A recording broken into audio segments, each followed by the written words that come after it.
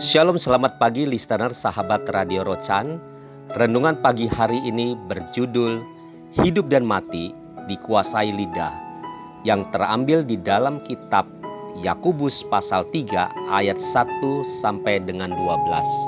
Firman Allah berkata, "Saudara-saudaraku, jangan banyak orang di antara kamu mau menjadi guru, sebab kita tahu bahwa sebagai guru kita akan dihakimi menurut ukuran yang lebih berat. Sebab kita semua bersalah dalam banyak hal.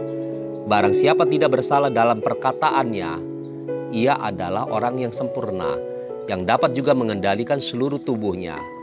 Kita mengenakan kekang pada mulut kuda, sehingga ia menuruti kehendak kita. Dengan jalan demikian, kita dapat juga mengendalikan seluruh tubuhnya. Dan lihat saja kapal-kapal, walaupun amat besar dan digerakkan oleh angin keras, namun dapat dikendalikan oleh kemudi yang amat kecil menurut kehendak jurumudi.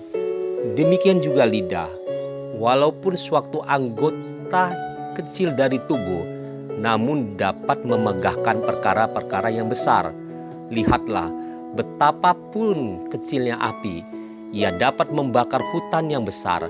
Lidah pun adalah api, ia merupakan suatu dunia kejahatan dan mengambil tempat di antara anggota-anggota tubuh kita sebagai sesuatu yang dapat menodai seluruh tubuh dan menyalakan roda kehidupan kita, sedang ia sendiri dinyalakan oleh api neraka. Semua jenis binatang liar, burung-burung, serta binatang-binatang menjalar dan binatang-binatang laut dapat dijinakan dan telah dijinakan oleh sifat manusia. Tetapi tidak seorang pun yang berkuasa menjinakkan lidah. Ia adalah sesuatu yang buas, yang tak terkuasai, dan penuh racun yang mematikan. Dengan lidah kita memuji Tuhan Bapa kita, dan dengan lidah kita mengutuki manusia yang diciptakan menurut rupa Allah. Dari mulut yang satu keluar berkat. Hal ini saudara-saudaraku tidak boleh demikian terjadi. Adakah sumber memancarkan air tawar dan air pahit dari mata air yang sama? Saudara-saudaraku, adakah pohon ara dapat menghasilkan buah zaitun dan adakah pohon anggur dapat menghasilkan buah ara? Demikian juga mata air asin tidak dapat mengeluarkan air tawar. Saudara-saudaraku, lidah sangatlah mempengaruhi segala aspek kehidupan manusia. Alkitab mengatakan, hidup dan mati dikuasai lidah. Demikianlah lidah sangat menentukan. Kita bisa banyak kawan karena perkataan lidah kita. Kita juga bisa banyak musuh karena perkataan lidah kita.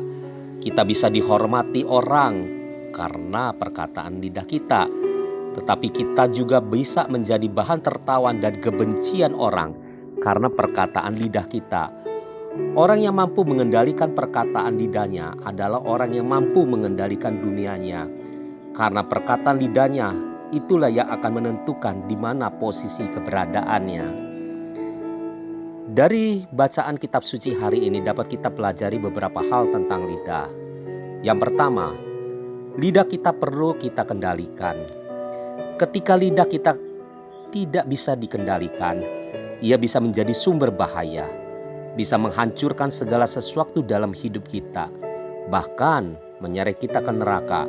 Nasihat orang bijak mengatakan, janganlah selalu mengatakan apa yang ada di dalam pikirkan. Pikirkanlah apa yang hendak kita katakan. Yang kedua, lidah kita mempengaruhi oleh hati kita.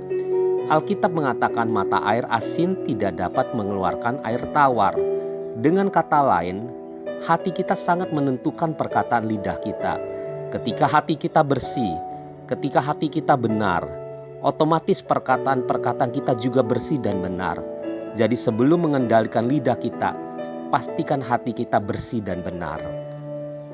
Yang ketiga, lidah kita bisa menjadi batu sandungan. Seringkali kita berpikir bahwa kita sudah bertobat, sudah lahir baru, sudah membaca Alkitab dan mengenal kebenaran, sehingga otomatis kita akan menjadi berkat. Mungkin kita sudah menerima Yesus sebagai juru selamat dan Tuhan. Tetapi terkadang perkataan lidah kita masih kasar, masih menyakitkan, sehingga bukannya memberkati malah menjadi batu sandungan bagi orang lain. Yang keempat, lidah kita harus menjadi sumber berkat. Artinya, Perkataan lidah kita harus menjadi kesaksian bagi banyak orang, membawakan damai sejahtera, menyatakan kasih Kristus kepada banyak orang.